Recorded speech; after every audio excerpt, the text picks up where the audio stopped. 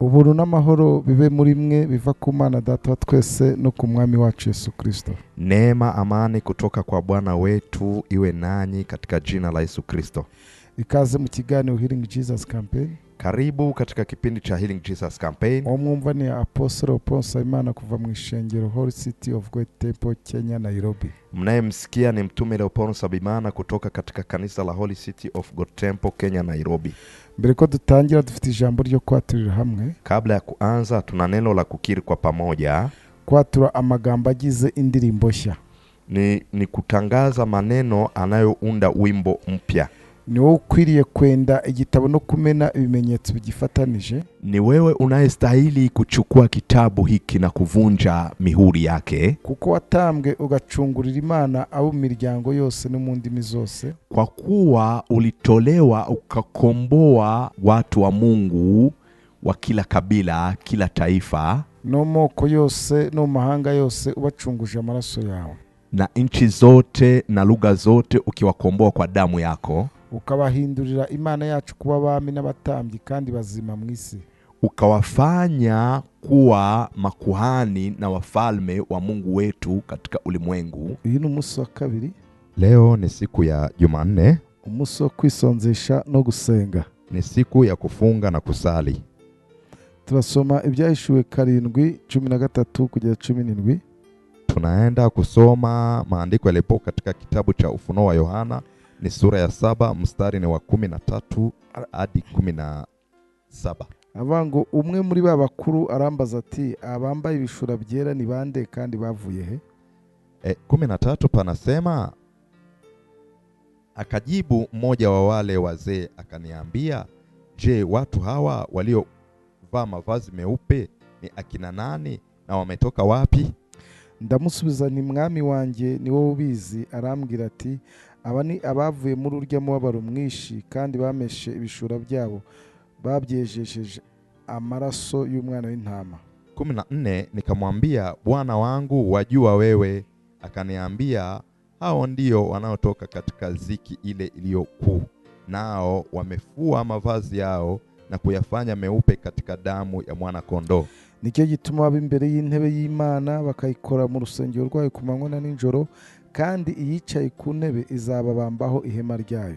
15 Kwa hiyo wako mbele ya kiti cha enzi cha Mungu, nao wanaitumikia mchana na usiku katika hekalu lake, na yeye aketie katika kiti cha enzi atatanda hema yake juu yao. Ntibazicwa n'inzara ukundi, kandi ntibazicwa n'inyota ukundi, kandi izuba ntirizabica cyangwa icyokere cyose. 16 Hawataona njaa tena, wala hawataona kiu tena, wala jua halitawapiga, wala hari iliyo yoyote. Kuko umwana w'intama uri hagati y'intebe y'ubwami azabaragira akabuhira amasoko y'amazi y'ubugingo, kandi Imana izahanagura amarira yose ku maso yabo. 17 Kwa maana huyo mwana kondoo aliye katikati ya kiti cha enzi atawachunga, naye atawaongoza kwenye chemchemi za maji yenye uhai, na Mungu atayafuta machozi yote katika macho yao. Uruko nsomye imirongo hari ibibazo nanjye nibaza. Ninaposoma mistari hii kuna maswali huwa ninajiuliza. Ibi bizatangira kubaho ryari? Hili sasa litaanza kuishi lini? Cyangwa se bizabaho ibitangira kubaho ryari cyangwa se bizabaho ryari? Hili linaanza kuishi lini au litaanza kuishi lini? Ikindi nakwibaza nti, jambo lingine naweza kujiuliza hivi, niba atari ibyabayeho, kama sililotokea, niba atari ibyabaye yose akimara gucungura bazamwizera bose. Sasa kama sililotokea Yesu Kristo alipomaliza kuwakomboa watakaomuamini wote, ibyo twemera twaba twibeshya cyane. Sasa tunachokiamini tutakuwa tumekosea mno, kuko nta nikemeza ko byazabaho, kwa kuwa hakuna kinachoaminisha kwamba jambo hili litatokea. Bene data, wana wa Mungu, icyambere cyemeza ko n'icya kabiri gihari. Jambo la kwanza huwa linaaminisha kwamba hata jambo la pili lipo.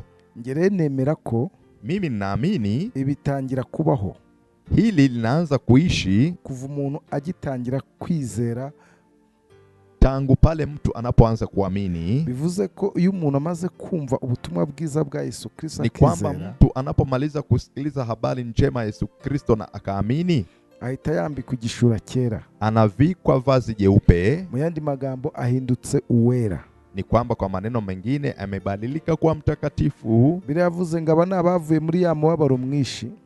Biblia ikasema hawa ni wale waliotoka katika ile ziki iliyokuu, kandi bameshe ibishura byabo babyejesha amaraso y'umwana w'intama. nao wamefua mavazi yao na kuyafanya meupe katika damu ya mwana kondoo. Buri muntu utarizera abari mu buzima bw'umubabaro mwinshi. Mtu yoyote mwenye hajaamini ujue ya kwamba yupo katika maisha ya ziki, kuko mu buryo bw'umwuka abari muri Gehenomu. Kwa njia ya kiroho ina maana yuko jehanamu.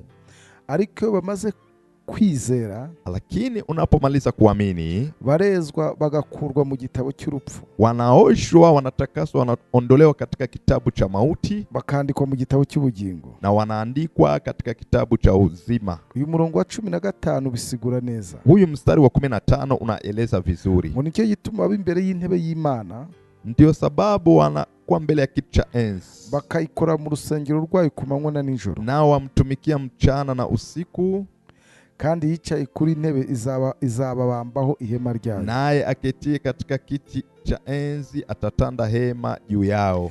Iyi niyo mpamvu yazanye Yesu Kristo. Hii ndio sababu iliyomleta Yesu Kristo, nukugira ngo adushikane imbere y'intebe y'Imana, ni ili aweze kutufikisha mbele ya kiti cha enzi, natwe tukayikorera mu rusengero rwayo ku manywa na nijoro, nasi tuweze kumtumikia katika hekalo lake mchana na usiku. Akazi dukora nta kandi, kazi tunayoifanya si nyingine, nako kuriramya tuvuga tuti, ni ya kumwabudu na kusema uwera uwera uwera, mtakatifu mtakatifu, Umwami Imana ishobora byose, Bwana Mungu Mwenyezi, niwe wahozeho, uliyekuwepo, kandi uriho kandi uzahora iteka ryose, uliopo na utakaye kuja.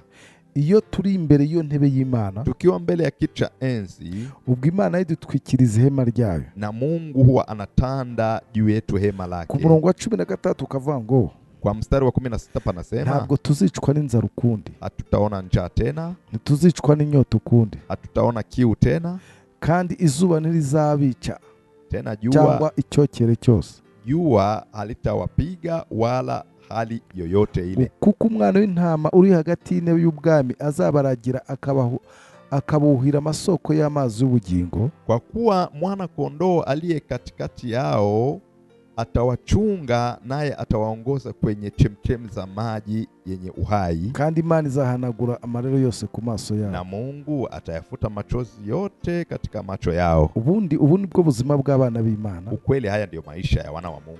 Ntibicwa n'inzara, hawafi njaa, ntibicwa n'inyota, hawafi na kiu, ntibicwa n'izuba, hawapigwi na jua cyangwa si icyokere cyose, au chochote kile, kubera ko Yesu niwe mwungere wacu, kwa kuwa Yesu Kristo yeye ndiye mchungaji wetu, kandi Imana ihanagura amarira yose ku maso yacu, na Mungu anatufuta machozi katika macho yetu. Mu gihe rero usenga na unaposali, ugomba kumenya ibyo uburana. Ni lazima wewe ujue unajitetea na nini. Ubundi kubera iki dusenga? Kwa nini tunasali? Nuko hari ibyo tubona tudafise, kwamba kuna mahali tunaona tumepungukiwa, mahitaji yetu hatuna. Kandi ibyo tudafite byari uburenganzira bwacu, na hizo hitaji zilikuwa ni haki zetu. Niyo mpamvu ibyanditswe bivuga ngo, ndio maana maandiko yanasema, niba hari hubabaye ni asenge, kama kuna alio na ziki asali, niba hari hubabaye na asenge, kama aliyokuwa na maumivu asali, kandi unezerewe aririmbe, na anayefuraha aimbe. Ubundi gusenga ni by'abantu bababaye.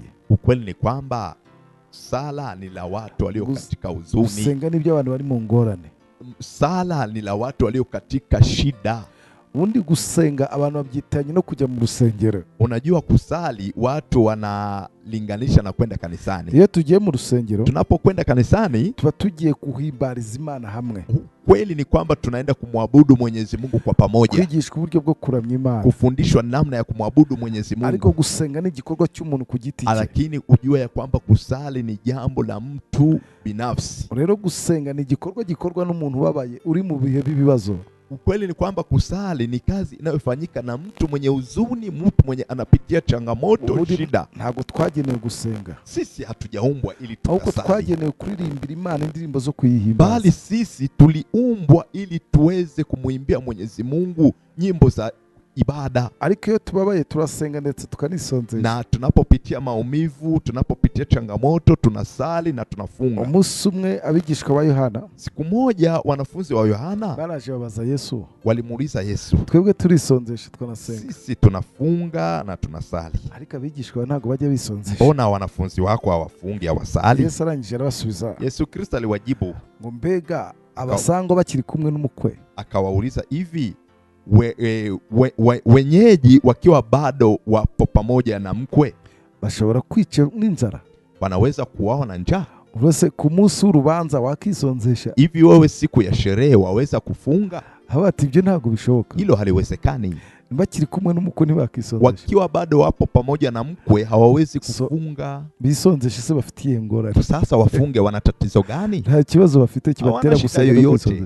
Atariki igihe kizagira bazakora. Lakini muda utawadia watafunga. Mu by'ukuri ukweli ni kwamba kwifunga ni byiza, kufunga ni jambo zuri, no gusenga ni byiza, na kusali ni jambo zuri, ariko ni by'abanyabibazo. Lakini hayo ujue ni maisha ya watu wenye shida. Ko umuntu ari mu bibazo, ni kwamba huyo mtu anapitia shida, changamoto. Umuntu mu bisubizo aririmbira Imana. Lakini mtu akiwa kwenye majibu, yeye ni wa kumsifu na kumwabudu Mungu. Aririmbira Imana, anamuimbia Mungu, agahimbaza Imana, anamsifu, ntagagira ibihe byo kwibabaza yisonzesha. Hana huo muda wa kukaa kwenye maumivu ya kufunga. So rero mu gihe uri mu bibazo, na wewe ukiwa unapitia changamoto, shida, gusenga no kwisonzesha, yani wewe unahitaji kusali na kufunga, kuko nabyo birimo igisubizo, kwa kuwa na hapo pia kuna jibu, nabyo biri mu bigufasha, kuna kuvuka. Ariko kandi lakini wige guhimbaza Imana mu buzima bwawe, jifunze kumwabudu Mungu katika maisha yako, uyikore mu rusengero rwayo, umtumikie katika hekalu lake, ku murango no mwijoro, mchana na usiku, uvuga ngo uwera uwera, ukisema mtakatifu mtakatifu, Imana ushobora byose, Bwana Mungu Mwenyezi, ni wahozeho uriho kandi Mungu aliyekuwepo, aliyopo na atakayekuja. Nibyo ni kweli, ugire umutima wo guhimbaza Imana, uwe na moyo wa kumwabudu Mungu, no mu bihe byawe byo gusenga, hata ukiwa kwenye yale majira yako ya kusali. Uyu munsi nubwo uba mu masengesho, leo hii hata unapoishi katika maombi, ukiwa umesukumwa na shida unazozipitia, Imana ikumve kandi kwishyure, na Mungu akutege sikio na akujibu. Izina rya Yesu, jina la Yesu tuzakomeza, tutaendelea. Karibu. Amen. Ibuka nimero ya telefone. Kumbuka ile namba ya simu Gutanya +254 +254 743 743 942 Fata nanjye gusenga isengesho. Omba pamoja nami. Nukuri kugirwa neza n'imbabazi bizanyuma y'imisi yose nyiriho, nanjye nzamunzu w'iteka ryose. Amen. Hakika wema na fadhili zitanifuata siku zote za maisha yangu, nami nitakaa nyumbani mwa Bwana milele. Iteka gumugisha kurinde. Bwana akubariki na kukulinda. Iteka kumurikishiza amaso akugire neza. Bwana akuangazie nuru uso wake na kufadhili. Bwana akuinulie uso wake na kukupa amani, kwa jina la Yesu. Amen. Shalom. Shalom.